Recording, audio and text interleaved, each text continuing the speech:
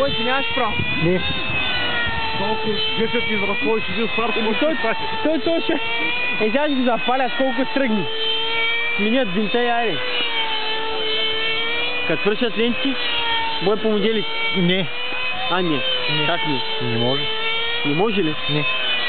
Защото те не е интересно тогава. Сега той му направи 2 удара, другия му направи 1 удар и му отсяка цялата лента. При ударите са 200 на 100 точките в момента.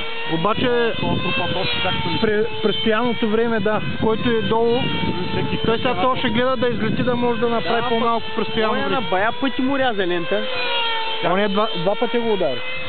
200 точки взима отрязване. Кои са тия момчета? Тия трябва да са дончевите. Руснаци има ли? Руснака е оранжевата, край на боя. Айде. Сега ще отчитат резултата.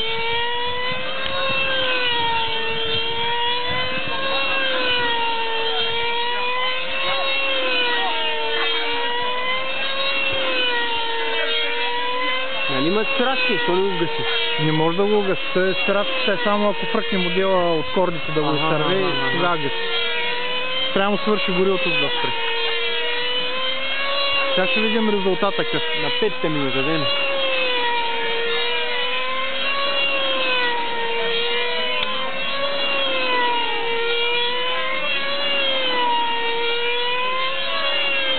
Сега нашия се изнесе, той е българ, дето остана да върти.